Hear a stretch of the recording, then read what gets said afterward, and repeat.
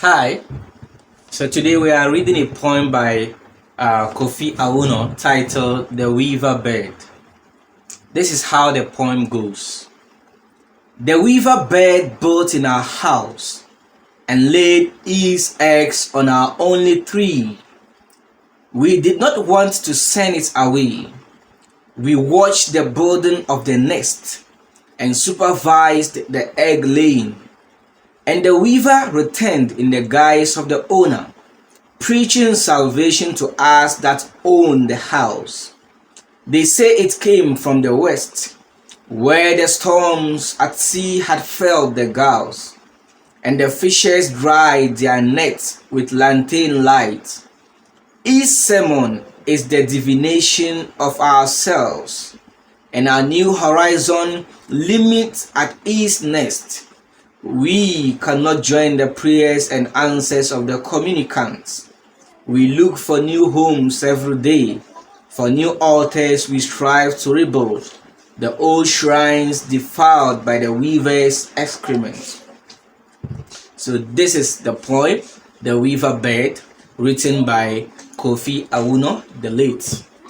So basically, you see that this poem is written in the narrative. It is made up of 15 lines.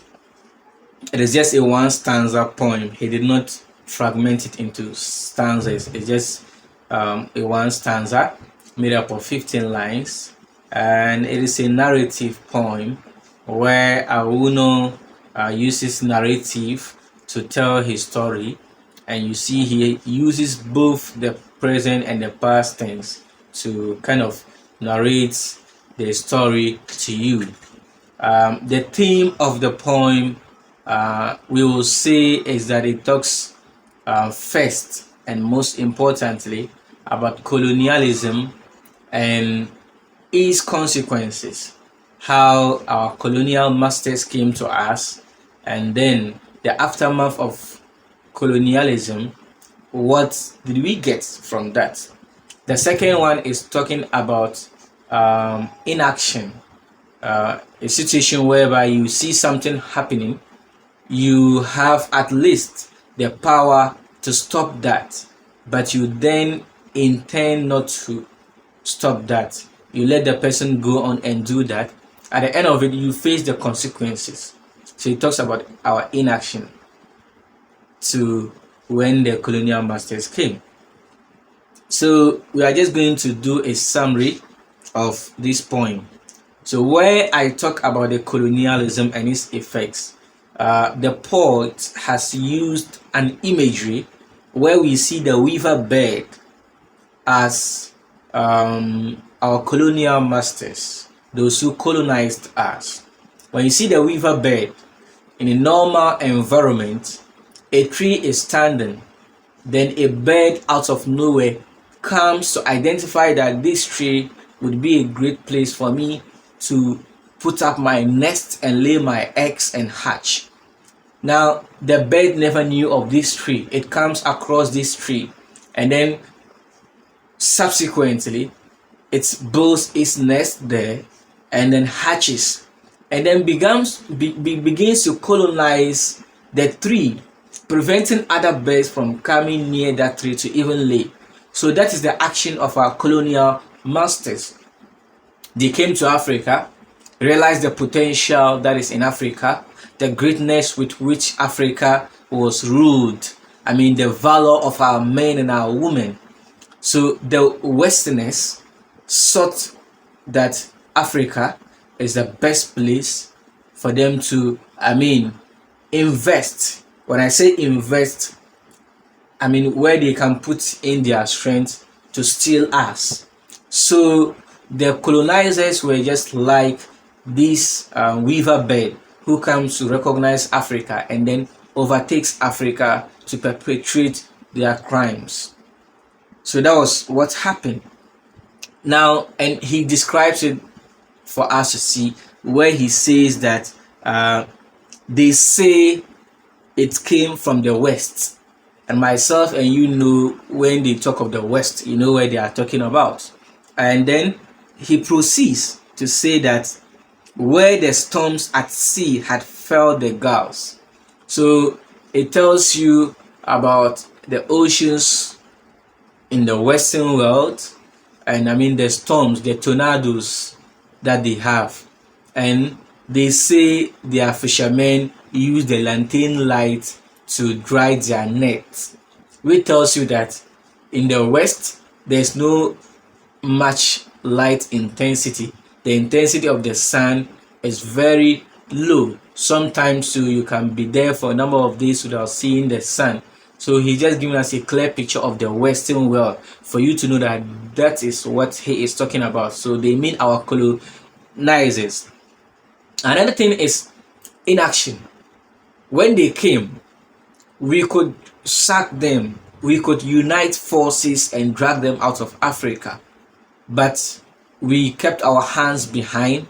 We saw what they were doing, setting their own standards for Africa, for us to live by their standards, for us to follow their standards. Then we chose not to do something. At the end of it, we faced the consequences. And so that is the themes in this poem. I will talk about the effects of colonialism and inaction. So away from this, you also realize that this poem talks about how they came to our land. We built our house and they came to the house to put up their nest. So Africa is our home, is our continent. They just flock in, begged us to put up their nest to hatch their eggs. Now while we gave them our only tree, that is Africa, the only place we have, we gave it to them. But we felt, I mean, as Africans, the hospitality is too much. We did not want to send them away and then we will look bad in their sight. We made them use our resources. They lived with us. And then this bird now comes to conquer us and tells us that he owns us, that Africa belongs to him, that we should pack and we must live by their standards. What they set for us, that is what we must do. And of course, we also supervise their egg laying. We contributed to all the bad atrocities that was meted to us as Africans. I mean, some of our kings were involved where they were bribed just so they will give in human resource to them, giving mineral resource to them. At the end of it, we abandoned ours. That is our religion, the African traditional religion. And now the white man came preaching salvation. They came with these reverend fathers and sisters, and they were preaching the salvation, the word of God, and then intentionally telling us that what we were doing as Africa, it was sin. African traditional religion was barbaric, it was not good, it's polytheism, and that we should worship the Christian God.